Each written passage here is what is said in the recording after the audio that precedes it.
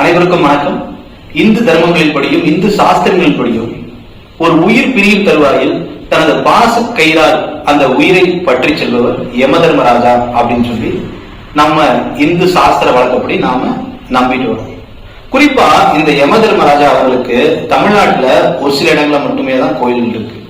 ஆனா இந்த கொங்கு மண்டலத்தின் தலைநகராக விளங்கக்கூடிய கோவில பார்த்தோம்னா மிகவும் பிரசித்தி பெற்ற கோயில் அமைந்திருக்கு. எங்கன்னு பார்த்தோம்னா வெள்ளலூர்ல சித்திர உத்திர யம தர்மராஜா கோயில்.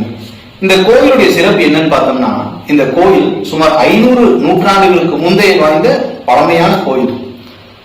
அந்த நடராஜ தேவர் என்பவர்கள் கனவுல யம தர்மராஜா தோன்றி, நீ எனக்கு இது போல ஒரு கோயில் கட்ட வேண்டும் அப்படின்னு சொல்றாங்க.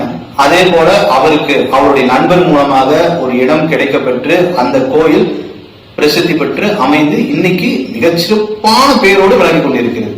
அப்பேற்பட்ட கோயில்ல இவரு தனது வாகனமான எருமையுடன் பாசக்கையுடன் அமர்ந்திருக்காங்க. அது மட்டும் சிறப்பா இல்லை, அவருடைய தங்கையான ஆண்டிச்சி அம்மன் இருக்காங்க, சித்திர உத்திரர் இருக்காங்க, தெற்கு வாசல்ல பார்த்தோம்னா பெருமாள் இருக்காங்க. இது போல நிறைய சிறப்புகள் அந்த கோயில்ல இருக்கு. இன்னைக்குமே எத்தனையோ கோயில்கள்ல பாத்தீங்கன்னா தேங்காய் உடைக்கிறோம். ஆனா யம தர்மராஜா கோயில்ல தேங்காய் உடைக்கப்படாது. ஆனா இந்த கோயிலோட சிறப்பு என்னன்னா, தேங்காய் வந்து இங்க உடைக்கிறாங்க. அவ்வளவு சிறப்பு வாய்ந்த கோயில்ல இன்னைக்கு பாருங்க பூட்டி வச்சிருக்காங்க. ஏன்?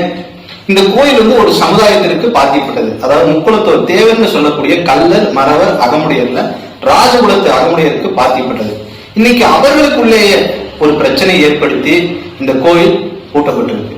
இப்படித்தான் மேல்பாதி விழுப்புரம் கிராமத்துல இதே போலதான் ஒரு கோயில் பூட்டப்பட்டு இன்றைய நிலைமணிக்கும் திறக்கப்படவில்லை. இதே நிலைமை இந்த கோயிலுக்கு ஏற்படணுமா? சிந்திச்சு பாருங்க. தயவு செய்து முக்குளத்து சொந்தங்களே, ராஜகுல அகமுடையார் சொந்தங்களே, உங்களது தனிப்பட்ட பிரச்சனைக்காக ஒட்டுமொத்த இந்துக்களும் வணங்கக்கூடிய இந்த சித்திர புத்திர தர்மராஜா கோயிலை நீங்கள் திறக்க வேண்டும். இன்னைக்கு தாசில்தார் வந்து கூட்டிட்டாங்க. விசேஷமா இந்த கோயில் என்னன்னா, எப்பவுமே சித்திர மாசத்துல பௌர்ணமிக்கு அங்க பொங்கல் வச்சு வழிபாடு நடத்துவாங்க. யம தர்மராஜாவுக்கு சிறப்பான வழிபாடு நடக்கும். எத்தனையோ பல லட்சக்கணக்கான மக்கள் கோவை மாவட்டத்துல இல்லாம அதிக இருக்கக்கூடிய திருப்பூர், ஈரோடு அது போன்ற மாவட்டத்திலிருந்து வராங்க. எனவே தயவு கூர்ந்து உங்களுடைய தனிப்பட்ட பகைக்காக இந்த கோயிலை பலியாடுகிறார்கள்.